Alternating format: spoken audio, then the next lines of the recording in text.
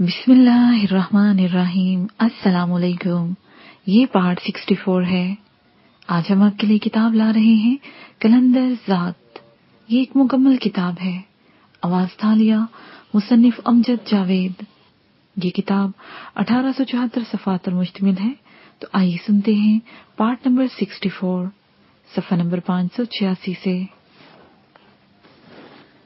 जिंदगी सदा से थी और सदा रहेगी, लेकिन तुम्हें इसका एहसास इसलिए नहीं है कि ये हकीकत तुमसे ओझल है। तुम खुद एतराफ कर रहे हो कि तुमने इस बारे में कभी नहीं सोचा। बिल्कुल, मुझे बताया ही नहीं किसी ने। मैंने एतराफ कर लिया तो वो धीमे से लहजे में बोला, अगर मैं तुम्हें बताऊं कि इस दीवार के पीछे क्या है तो बातें दो ही होंगी। एक बात तो ये होगी, तुम मेरी बात मान जाओगे, और दूसरी ये कि नहीं मानोगे। मानने और ना मानने की आखिर कोई ना कोई वजह तो होगी ना। उसने मेरी तरफ देखकर अपनी बात की तायीद चाही। जी बिल्कुल, ऐसा ही है। वैसे ये वजह क्या है? मैंने गहरी सांस लेकर कहा तो वो बोले, किसी बात को मानने और ना मानने का म्यार इंसान के अंदर लाशौरी तौर पर बनता चला जाता है।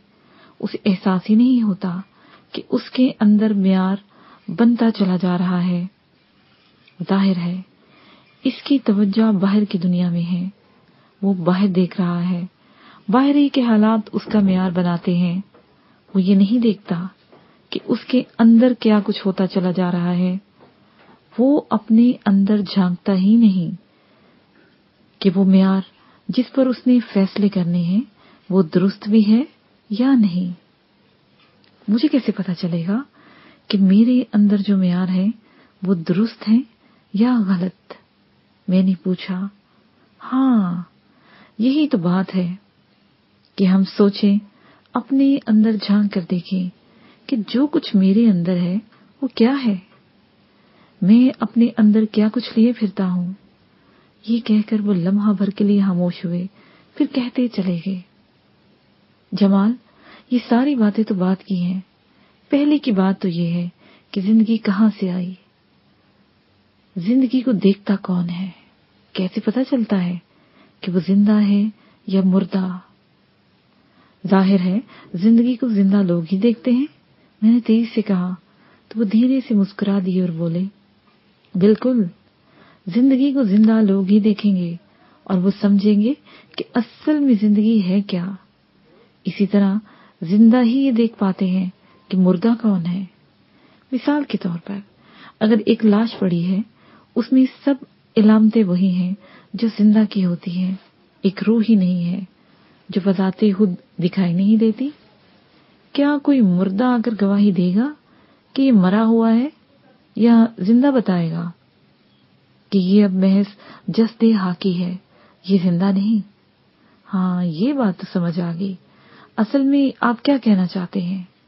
मैंने दिलचस्पी लेते हुए कहा, मैं कहना ये चाहता हूँ, जब बाहर की दुनिया के बारे में हम कोई भी फैसला अपने अंदर पड़े म्यार से करते हैं, तो क्या हमें ये नहीं चाहिए कि हम इस म्यार को परख लें कि वो कैसा है, दुरुस्त भी है या गलत? उसे संजीदगी से कहा तो मैं बोला, वही तो मैं पूछ रहा हूँ, कैसे कैसे परखें? मैंने पूछा तक वो गोया हुआ। जाहिर है इसके लिए भी हमें कोई ना कोई म्यार, कोई कसौटी तो लेना होगी जिससे हम अपने अंदर को परख सकें। किसी भी चीज के बारे में हम फैसला कर सकें कि वो हमारे लिए दुरुस्त है या गलत। ये कहकर वो एक लम्हा को रुके, फिर बोले, ये बात अपनी जगह, लेकिन इससे पहले हम ये गौर न कर लें कि इंसान के अंदर वो कौन सी चीज है जिसकी वजह से ये सारी कश्मकश है।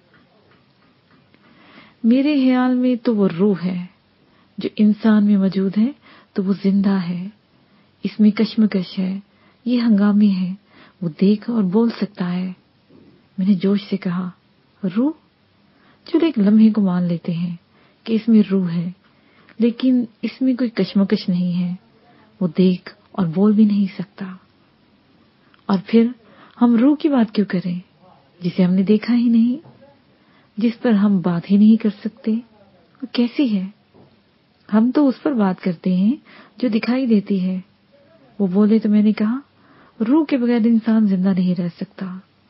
روح جب نہیں ہوتی تو وہ ختم ہو جاتا ہے۔ اگر میں یہ کہوں کہ روح کے بغیر بھی انسان زندہ رہتا ہے تو کیا تم مان لو گے؟ وہ بھی جسمانی لحاظ سے۔ میں کوئی روحانی بات نہیں کر رہا۔ وہ کیسے؟ میں نے حیرت سے پوچھا۔ دیکھو، ہمیں وہاں سے غور کرنا ہوگا جب انسان محض ایک قطرے کی صورت میں ہوتا ہے جو باپ کی پشت سے نکلتا ہے اور وہ ماں کے رحم میں جاتا ہے تو نمو پاتا ہے، اس کی افزائش شروع ہو جاتی ہے، اس کا وجود ظاہر ہوتا ہے، پھر ایک وقت کے بعد اس میں روح آتی ہے۔ پہلے دن سے لے کر روح آنے تک وہ کون سی شے ہے جس سے ایک قطرہ پورا وجود، پوری صورت بن جاتا ہے؟ روح تو بعد میں آتی ہے۔ وہ کیا چیز ہے؟ میں نے پوچھا۔ تم اسے جان سمجھ لو، یعنی یہ گوشت پوش بنا روح کے بھی پروان چڑھتا ہے۔ یہ کہہ کر وہ لمحہ بھر کو خاموش ہوا، پھر بڑبڑاتے ہوئے بولا، روح ہوتے ہوئے بھی انسان نہیں رہتا، حیوان بن جاتا ہے۔ اس پر کبھی غور کیا تم نے؟ ہاں، اس کی تو مجھے کافی سمجھ ہے۔ انسان کس قدر درندگی پر اتر آتا ہے، حیوانیت ہی کا روپ ہے نا۔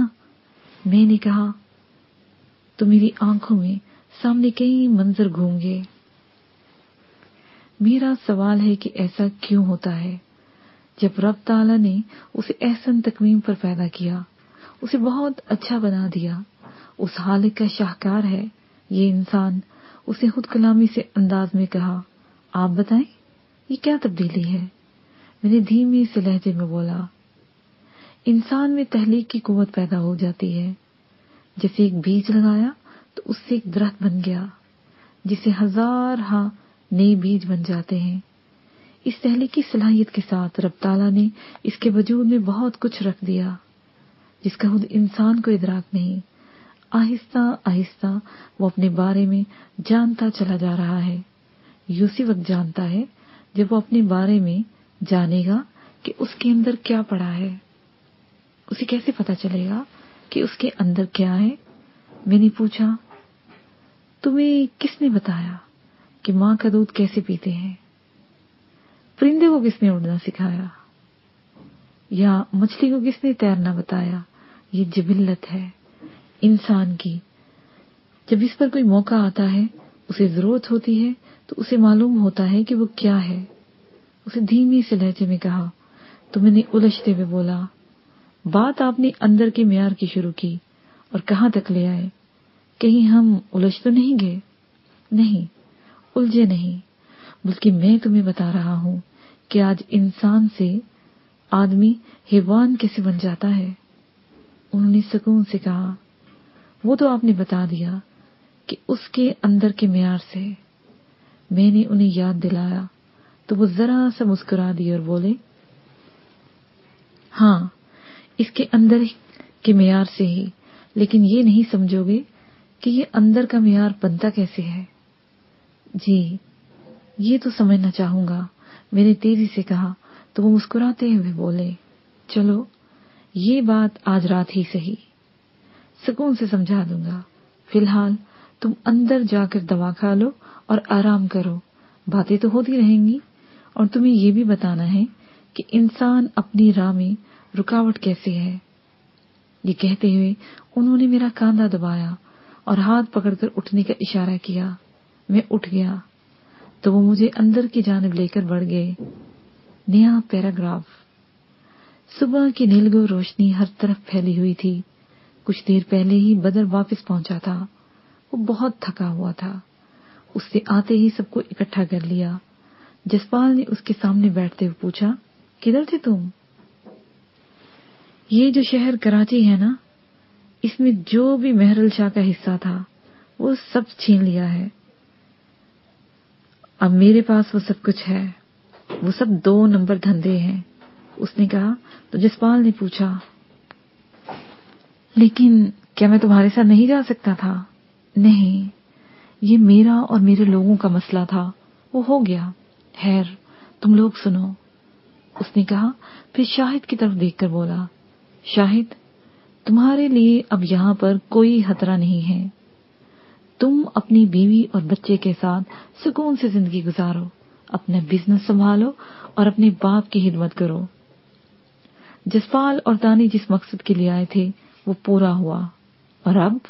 جسپال نے پوچھا، اب تم لوگ آرام کرو، جب جانا چاہو چلے جانا، اس نے اطمینان سے کہا اور اٹھ کر باہر کی جانب چلا گیا۔ انہوں نے ایک دوسرے کی طرف دیکھا تو سارا نے کہا، شاہد چلیں پھر اپنے گھر، ظاہر ہے اب تو جانا ہی ہوگا، اس نے کاندھے اچکا کر کہا، ٹھیک ہے تو نکلو پھر، ناشتہ وہی چل کر کریں گے، تانی نے اٹھتے ہوئے کہا۔ کچھ دیر بعد وہ اپنے اس نئے بنگلے کے لیے نکل چکے تھے۔ نیا پیراگراف۔ ڈنر کیے ہوئے کافی دیر ہو گئی تھی، میں بیڈ پر آ کر لیٹ تو گیا لیکن مجھے نیند نہیں آ رہی تھی۔ میں یوں ہی کرنل سرفراز کی باتوں پر سوچتا چلا جا رہا تھا۔ مجھے پہلی بار ایسی سوچوں سے واسطہ پڑا تھا۔ مجھے یہ بھی خیال آ رہا تھا کہ وہ مجھے یہ سب کچھ کیوں بتانا چاہ رہا ہے، آخر وہ مجھ سے چاہتا کیا ہے۔ میں انہی سوچوں میں الجھا ہوا تھا کہ دروازے پر ہلکی سی دستک ہوئی۔ میں نے اٹھ کر دروازہ کھولا تو سامنے کرنل تھا۔ وہ میری طرف دیکھ کر مسکرایا تو میں پیچھے ہٹ گیا۔ وہ اندر آ کر ایک صوفے پر بیٹھ گیا۔ اس کے ہاتھ میں ایک چھوٹا سا بیگ تھا۔ وہ سامنے دھری میز پر رکھ کر بولا، ساری بتیاں بجھا دو اور میرے سامنے آ کر بیٹھو۔ میں نے ایسا ہی کیا اور بیڈ پر بیٹھ گیا۔ اندھیرے میں اس نے ماچس کی تیلی جلائی تو کمرے میں روشنی ہو گئی۔ جلتی ہوئی تیلی سے اس نے سامنے رکھی موم بتی روشن کر دی۔ پتہ نہیں وہ کیا کرنا چاہتا تھا۔ میں غور سے اس کی طرف دیکھ رہا تھا۔ موم بتی جلا کر اس نے میری طرف دیکھا اور پوچھا، جمال یہ شمع کیسی ہے، اس کا شعلہ کدھر ہے؟ یہ عجیب سا سوال تھا۔ میں نے پھر بھی اس کی طرف دیکھ کر کہا، یہ شمع آپ نے میز پر لگائی ہے اور اس کا شعلہ اوپر کی طرف جا رہا ہے۔ جمال یہ ایک چھوٹا سا تجربہ ہے، بہت چھوٹی کلاسوں میں پڑھایا جاتا ہے۔ میں اس سے تمہیں ایک بات سمجھانا چاہتا ہوں، میں جو بھی بات پوچھوں تم اس کا جواب دیتے جانا، میں پھر تمہارے سارے سوالوں کے جواب تفصیل سے دوں گا، ٹھیک ہے؟ میں نے کہا تو اس نے بیگ میں سے ایک عدسہ نکالا اور اسے شمع کے سامنے کیا۔ ایک مناسب فاصلہ دے کر اس نے میری توجہ دیوار کی طرف کی اور پوچھا، وہاں پر شمع کیسی دکھائی دے رہی ہے؟ وہاں پر الٹی شبیہ ہے، الٹ نظر آ رہی ہے، میں نے جواب دیا تو اس نے ایک اور عدسہ نکالا اور اس کے سامنے رکھ دیا۔ دیوار پر عکس سیدھا دکھائی دینے لگا تھا تو اس نے پوچھا، اب شبیہ کیسی ہے؟ اب شمع سیدھی دکھائی دے رہی ہے، میں نے جواب دیا تو اس نے دونوں عدسے میز پر رکھ دیے۔ پھر وہ اٹھا اور لائٹ جلا کر کمرہ روشن کر دیا۔ وہ میرے سامنے صوفے پر آ بیٹھا اور بولا، تمہیں ایمان مفصل آتا ہے؟ جی، گاؤں کے مولوی صاحب نے ہمیں پڑھایا تھا اور یاد بھی کروایا تھا۔ یہ کہہ کر میں نے ایمان مفصل اسے سنا دیا۔ وہ بڑے دھیان سے سنتا رہا۔ میں سنا چکا تو وہ بولا، اس کا ترجمہ بھی آتا ہے؟ ہو سکتا ہے پوری طرح یاد نہ ہو، میں کوشش کرتا ہوں، میں نے کہا تو اس نے مسکراتے ہوئے کہا، کاش مولوی صاحب یہ سمجھا بھی دیتے کہ وہ کیا رٹا رہے ہیں۔ خیر میں تمہیں اس کا ترجمہ سناتا ہوں۔ یہ کہہ کر وہ لمحہ بھر کر رکا اور پھر بولا، اس کا ترجمہ ہے، میں ایمان لایا اللہ پر اور اس کے فرشتوں پر اور اس کی کتابوں پر اور اس کے رسولوں پر اور قیامت کے دن پر اور اچھی بری تقدیر پر کہ وہ اللہ تعالیٰ کی طرف سے ہے اور مرنے کے بعد جی اٹھنے پر۔ جی ایسے ہی ہے، میں نے کہا تو وہ بولا، اب ذرا غور کرو، اس میں خیر اور شر اللہ کی طرف سے ہونا بیان ہوا ہے، اس کے معنی اور مطالب جو بھی لیے جائیں۔ بات دو متضاد چیزوں کی ہے، خیر انسانیت کے لیے خیر تو رب تعالیٰ چاہتا ہے، پھر یہ شر کیوں؟ खैर और शर इंसान के अंदर होना क्यों? ये बात तो आप ही बताएं ना। मैंने पूछा, देखो, फरिश्तों को खाने पीने की हाजत नहीं, उन्हें रिस्क के जायकों के बारे में क्या मालूम। बिल्कुल इसी तरह अगर एक ही शय के बारे में मालूम हो और दूसरी का पता ही ना हो तो इसका एहसास क्या? उन्होंने कहा, हमें इस शय का इदराक होगा तो हम उसके बारे में जान पाएंगे। मैंने बताया, जी बिल्कुल, अगर एक चीज का उल्ट होगा तो ही हमें दुरुस्त का एहसास होगा। बुराई का एहसास ना हो तो नेकी का पता ही नहीं चलता। खैर का वजूद उसी वक्त मुमकिन है जब उसके मुकाबले में शर होगा। चूंकि इंसान एहसन तकवीम पर पैदा हुआ है तो इसमें कोई कमी नहीं है। अब रब ने तो इसमें सब कुछ दे दिया, क्या अब इंसान का हक नहीं कि वो रब ताला की दी ही नेमतों को देखे और उनके बारे में पता करे? हाँ जी, ये तो बनता है कि वो अपने अंदर के बारे में जाने कि जो कुछ रब ताला ने उसे दिया है, जिन नेमतों और सलाहियतों से नवाजा है, उसके बारे में जाने। मैंने कहा, तो फिर मेरे भाई, जो कुछ इंसान के अंदर है उसे पहचानने का तो कोई म्यार होगा, कोई कसौटी, कोई पैमाना तो होना चाहिए ना? जी, इसी की वजह से तो खैर और शर में तमीज हो सकेगी। मैंने कहा, अब बात यह है कि हम अगर मजहब का पैमाना या म्यार लें तो मुमकिन है इसमें इख्तलाफ हो, लेकिन अगर हम इंसान को सामने रख लें तो बात कुछ समझ में आ जाएगी कि वो बातें जो इंसान की फलाह के लिए हैं वो खैर, और वो जो फलाह के लिए नहीं है वो शर। उन्होंने समझाने वाले अंदाज में कहा तो मैंने सर हिलाकर रह गया। तभी उन्होंने अपनी बात जारी रखी, देखो, अगर हम इस जलती हुई शमा को हकीकत मान लें तो ये वो दो अद से इंसान में शर और खैर की अलामत है। ओह, तो आप ये समझाना चाह रहे थे? मैंने तेजी से कहा तो वो बोले, अभी मेरी बात मुकम्मल नहीं हुई। जी कहें, मैं सुन रहा हूं। मैंने धीमे अंदाज में कहा तो वो बोले, देखो, असल में ये वो सोचें हैं, एक मनफी सोच और एक मस्बत सोच। अगर इंसान किसी शय को एक ही निगाह से देखे, एक ही सोच के साथ सोचे तो दुरुस्त नहीं होगी। उन्होंने दलील दी तो मैंने पूछा, अगर मस्बत से भी देखे तो भी? किसी को कैसे मालूम होगा कि ये मस्बत है जब तक मनफी नहीं होगा? इसी तरह जब तक मनफी नहीं होगा तो मस्बत का पता नहीं चलेगा। उन्होंने फिर याद दिलाया, दोनों के होने से ही सूरत-ए-हाल का वाज़ेह पता मिलेगा। मैंने मानते हुए कहा, ये रब ताला के बंदे में बहुत बड़ी नेमत है कि इसमें ये दोनों चीजें रख दी गई हैं और इख्तियार इंसान को दे दिया है कि जो चाहो चुन लो। उन्होंने कहा तो मैंने बात समझने की खातिर कहा, खैर, इसके अपने लिए बेहतरीन है और शर इंसानियत के लिए कातिल है। अगर इंसान शर की निगाह से ही कायनात को देखता है तो वो इंसानियत का कातिल है। अगर वो फकत खैर ही को सामने रखे तो उसे क्या मालूम कि वो क्या कर रहा है।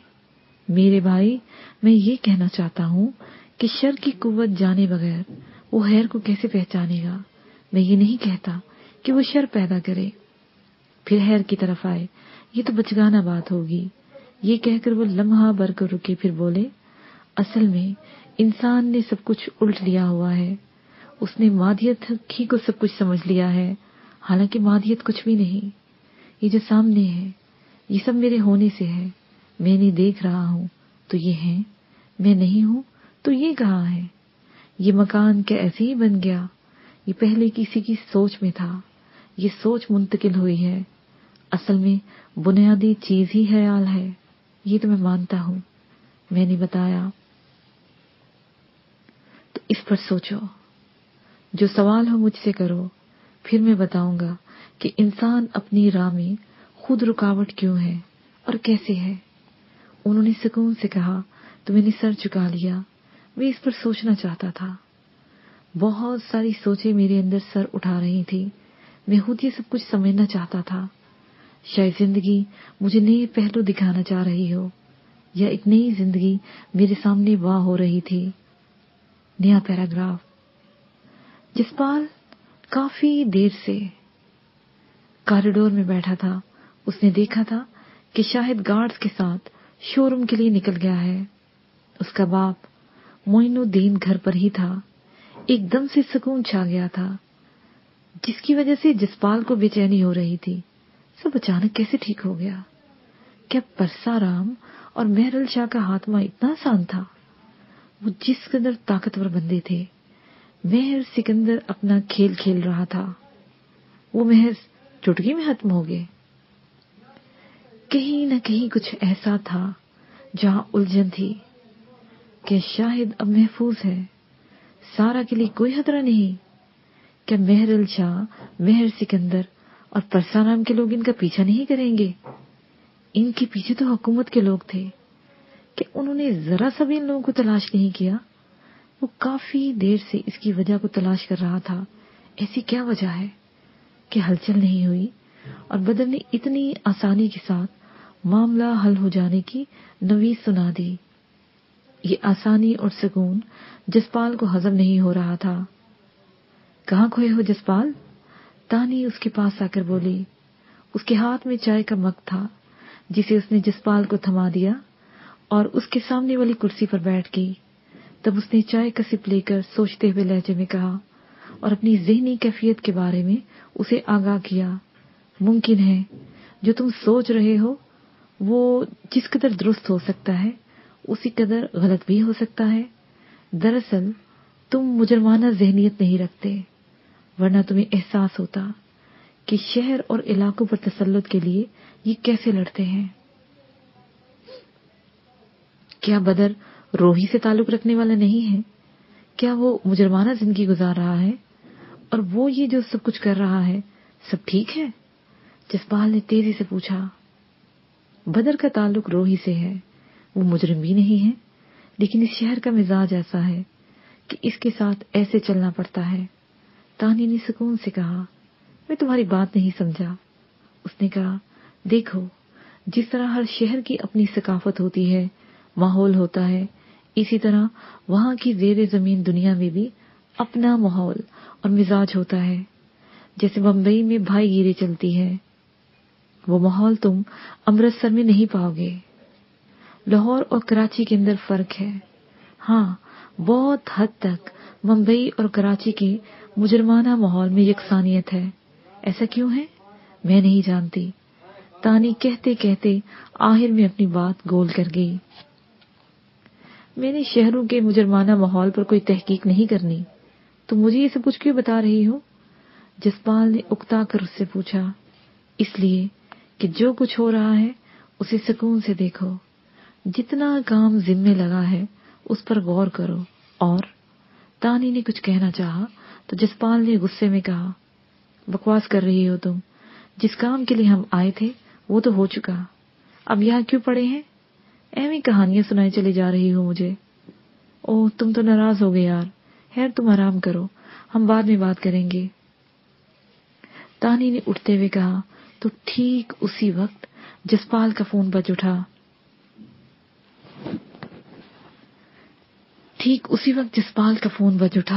اس نے سنا تو دوسری طرف شاہد تھا۔ جسپال، میں یہاں شو روم پر آ تو گیا ہوں، لیکن میں محسوس کر رہا ہوں کہ سب ٹھیک نہیں ہے۔ شاہد نے تشویش سے بتایا۔ کیوں؟ کیا محسوس ہو رہا ہے؟ اس نے سیدھے ہوتے ہوئے پوچھا۔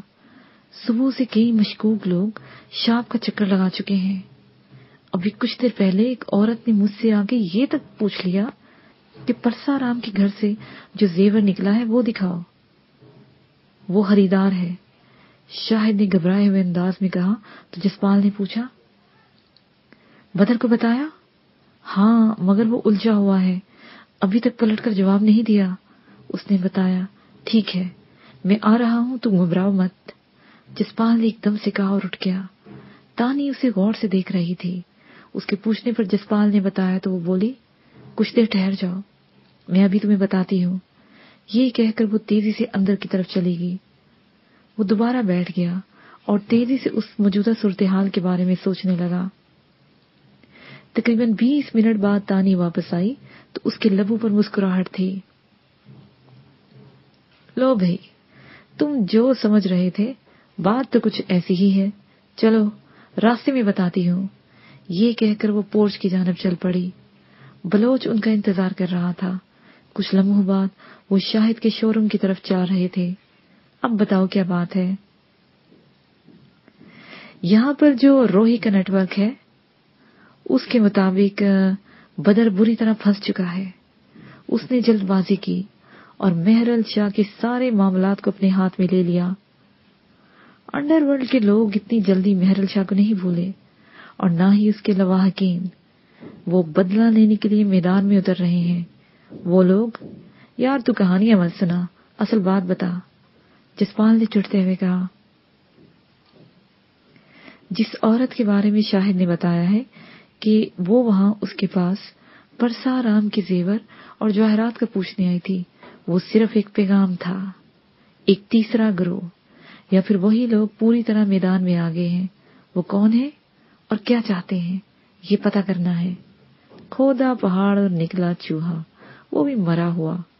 जसपाल ने हकारत से कहा तो तानी ने उसकी तरफ देखा और पूछा, जसपाल तुम कुछ चिड़चिड़े नहीं हो गए हो? हाँ, मुझे गुस्सा आ रहा है। पता नहीं क्यों यहाँ हमारे साथ चूहे बिल्ली का खेल खेला जा रहा है। शायद बिला मकसद शाहिद के मामलात में उलझाया जा रहा है। मुझे नहीं लगता। तानी ने इत्मीनान से कहा। क्यों? उसने पूछा। तो बलोच एकदम से बोला, अगर आप बुरा न बनाए तो मैं कहूँ। बोलो। जसपाल ने उसकी तरफ देखकर कहा, मुझे यहाँ के अंडरवर्ल्ड में कितने बरस हो गए हैं मुझे खुद भी नहीं मालूम। शायद बचपन से ही हूँ। मेरी अक्ल समझ के मुताबिक न मेहरल शाह कुछ था न मेहर सिकंदर। कोई तीसरा खेल खेल रहा है और उसका सिरा बदर भाई से मिलेगा। वो शायद दिल में कुछ लिए बैठा है। ये तुम किस बुनियाद पर कह रहे हो? तानी ने पूछा। इसलिए कि जितने बड़े ये लोग थे, जितने मजबूत, इस कदर खामोशी का छा जाना इस बात का सबूत है कि कोई तीसरा गिरोह जो उनसे भी मजबूत है वो मैदान में आ गया है। बलोच ने कहा। वो कौन हो सकता है? तानी ने पूछा।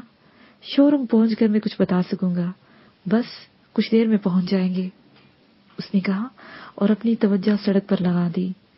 शाहिद काफी हद तक परेशान बैठा हुआ था। उसके पास ही बदर भी था। वो दोनों पहुंचे तो जसपाल ने जाते ही पूछा, वो औरत कौन थी? पता नहीं कौन थी, वो सिर्फ राब्ता नंबर दे गई है या दूसरे लफ्जों में धमकी। बदर ने जवाब दिया, तुमने तो मेहरल शाह का सारा कुछ संभाल लिया है। फिर ये कौन है, जानते हो? तानी ने पूछा। हाँ जानता हूँ, सालार सदीकी है, जिसकी पुष्ट पर न जाने कितने सियासतदान हैं। यहाँ के अंडरवर्ल्ड में गोल्ड किंग के नाम से मशहूर है। उसका मकसद सिर्फ और सिर्फ परसाराम का सोना और जवाहरात वगैरह हासिल करना है। और इसके अलावा मेहरल शाह का बदला भी? जसपाल ने तेजी से कहा। हाँ, वो उन्हीं का आदमी था। अगर अब इस शहर में रहना है तो या तो उसकी बात मानना होगी या फिर उनका मुकाबला करना होगा। बदर ने कहा। लाओ, कहाँ है उसका राब्ता नंबर, मैं बात करता हूँ। जसपाल ने कहा। अभी ठहरो, मैंने इससे बात की है। बदर ने कहा। तो जसपाल ने पूछा, क्या बात की है? यही कि मैं उसे कुछ भी नहीं देने वाला, हिम्मत है तो छीन ले मुझसे। बदर ने कहा। तो जसपाल एकदम से खुशगवार अंदाज में बोला, मैंने भी यही कहना था। और अब ये एक काम करो, पता करो वो कहाँ है, इसे हम खुद से मिल लेते हैं। जसपाल ने कहा। तो शाहिद की तेवरी पर बल पड़ गए। वो धीरे से बोला, मैं नहीं समझता कि हम बात को इतना तूल देंगे। क्यों ना खून हराबे किए बगैर हम यहाँ से वैसे ही चले जाएं। वो सारा सोना मैंने धुलवा कर महफूज कर लिया है। करोड़ों का सोना है और जवाहरात की मालियत का अंदाजा नहीं, वो भी इतने के ही होंगे। मेरा ख्याल है हम दुबई निकलते हैं। और क्या उसकी रसाई वहां तक नहीं होगी? बदर ने कहा और फिर जसपाल की तरफ देखकर बोला, ऐसा करते हैं, शाहिद को दुबई भेज देते हैं। اس سارے سونے کے ساتھ، اور ہم آج ہی بلکہ ابھی جسپال نے ساری بات سمجھتے ہوئے کہا، تم سب اپنا اپنا پلان دے چکے؟ اچانک تانی نے کہا تو سب اس کی طرف دیکھنے لگے۔ وہ سب خاموشی سے اس کی جانب دیکھ رہے تھے۔ جب چند لمحے تک کوئی نہیں بولا تو اس نے بڑے گمبھیر لہجے میں کہا، یہاں آنے سے پہلے میں اپنا پلان کر چکی ہوں کہ مجھے کیا کرنا ہے۔ اس سارے معاملے کو اب میں دیکھوں گی، میں بتاتی ہوں کہ کیا کرنا ہے۔ تانی نے کہا تو سب نے یوں تائید میں سر ہلا دیا جیسے وہ اس کی بات مان گئے ہوں۔ ان سب کو احساس ہو گیا تھا کہ آج کی رات بہت بھاری ہے۔ اس کے ساتھ ہی یہ پارٹ اپنے اختتام کو پہنچا۔